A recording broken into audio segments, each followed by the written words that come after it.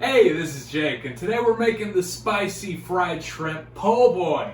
Now, anybody can make a spicy fried shrimp po' boy, but not anybody can make one with a homemade crab Roumelade.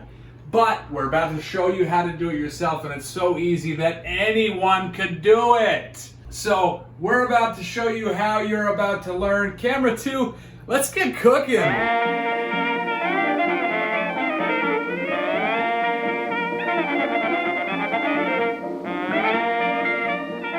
First thing we got to do is crush a clove of garlic. Now we're going to let that sit there for a little bit. What we want to do first is make our Remoulade. Remoulade.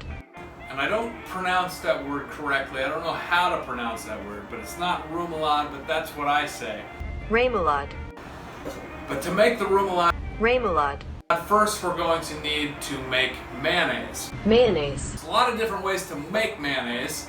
You can do it by hand, though I wouldn't want to. You can use a stand mixer. You can even just buy some at the store. But we're gonna make it from scratch, and here's how. You start with an egg. Now I'm gonna add multiple things to this container, and I'm gonna try not to disturb the egg as I do it. First I'm gonna add a teaspoon Dijon mustard, followed by 2 teaspoons of apple cider vinegar, a 1/4 teaspoon of kosher salt. Finally, 1 cup of avocado oil. Like I said, you can buy a jar of mayonnaise at the store, or you can try to make it yourself in various methods. My method today is going to be with the immersion blender, which I'm going to try to submerge completely, still disrupting the egg as little as I can. Now that I'm at the bottom, I'm going to start blending. 3, 2, 1, go.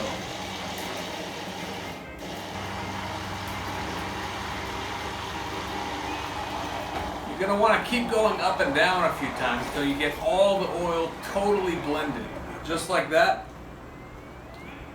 we have fresh homemade mayonnaise, and it's actually the best mayonnaise you'll ever taste in your life. It's crazy good. Nothing like Hellmann's or any of that bullshit. This is like real mayo that you just made. So now, like any great special sauce, I'm going to dress this mayonnaise up a little bit. First off, I'm going to start with a tablespoon of paprika.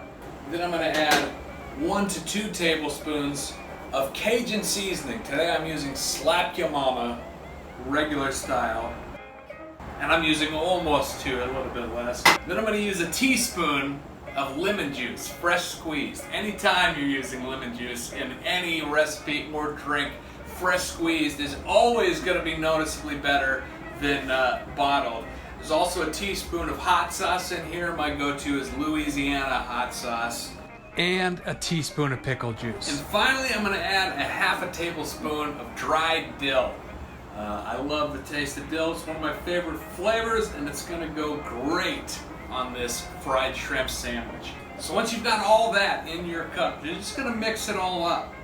Make sure you stir that up well. Get the sides of your container. Now, in the very beginning, I told you to smash that garlic and set it aside. Now we're about ready to use it. And when you smash your garlic, you're breaking the cell walls of the garlic, and you're releasing a lot of natural enzymes, and they're reacting with the natural oils of the garlic. And it's creating almost kind of a gel or a glue or an epoxy, and it brings out the best of your garlic flavors. So now that you pre-smashed this and let this sit, you're going to get the absolute best garlic in your Remoulade. Remoulade. Now we added some mustard to the mayonnaise, but the Remoulade recipe takes mustard as well. It takes 2 ounces of Creole mustard if you can find it. I can't, but I did have a little bit of Popeye's Mardi Gras mustard, which is a Creole mustard. So this is about half of what I need. I'm going to go ahead and get rid of this, and I might as well use this as a measuring cup to double it with just some regular spicy brown.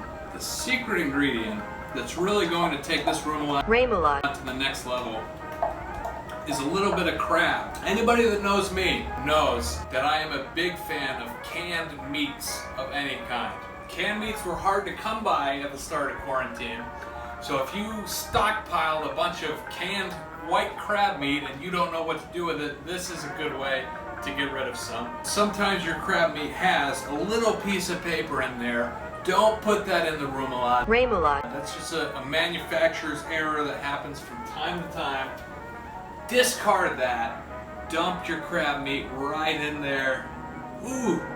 And it adds such a subtle, sweet satisfaction to this Remoulade and to the sandwich as a whole. You don't have just one type of seafood in here.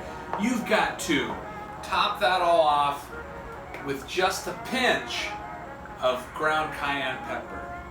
Boom, boom, boom. You don't want to overdo it. The sandwich is going to end up plenty spicy, and you're probably going to serve it with a bottle of hot sauce to let people top it off however they like. But you do want a pinch. You want a little bit of that heat in here to balance out the sweet crab meat. Give it a little taste so you know you're doing okay. Ooh, spicy! But that's our Remoulade. We're gonna let this chill in the fridge, and we're gonna prep the rest of our fried seafood sandwich.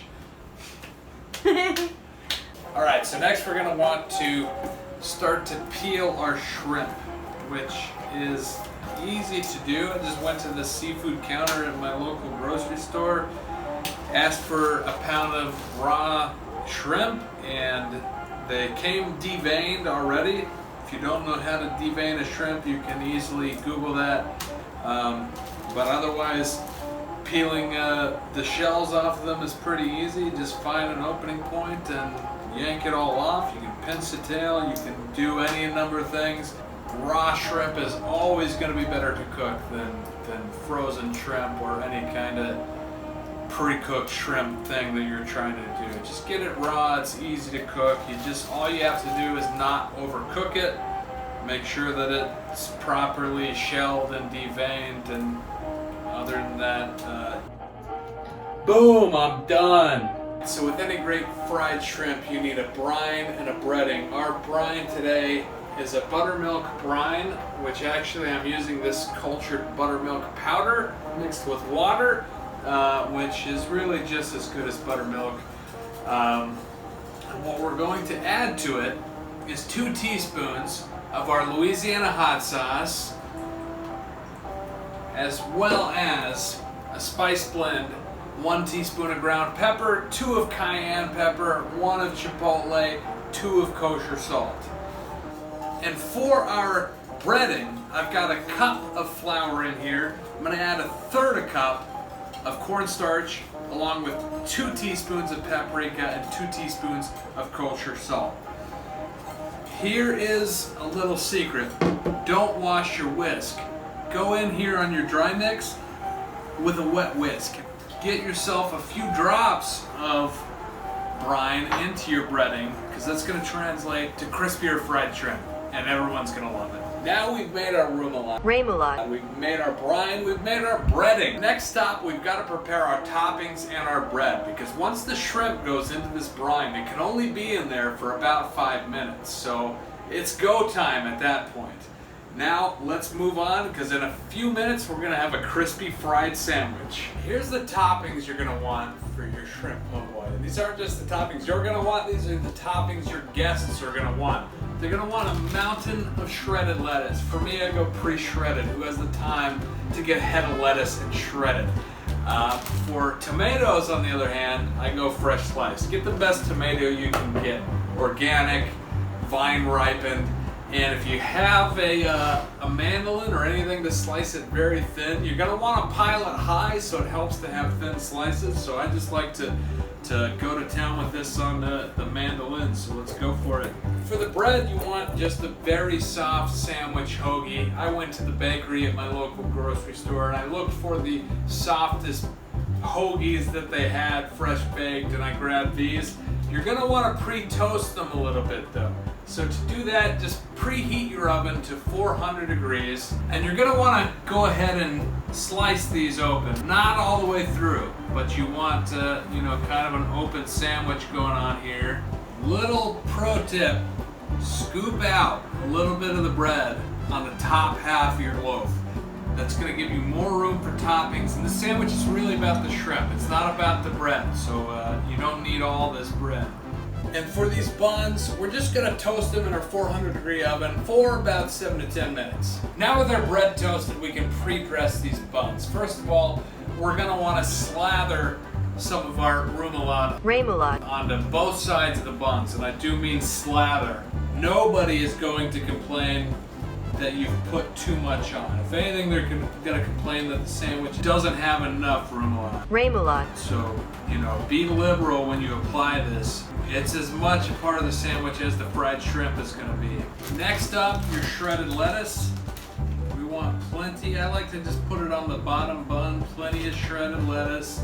Finally, we're going to top that with some tomatoes. Then we're going to do a whole bunch of pickles. The acids in the pickles are going to do such great work to cut through the fat of the Remoulade and the fried shrimp itself.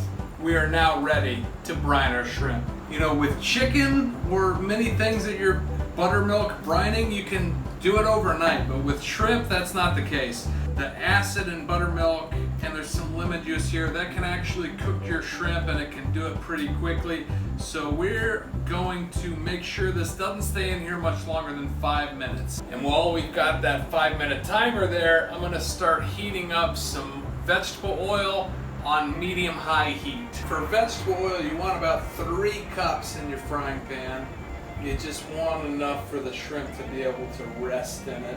Alright, once your shrimp is brined for 5 minutes, you're going to transfer it into your breading. Once you get it all in there, you can toss it a little bit, make sure it all gets coated.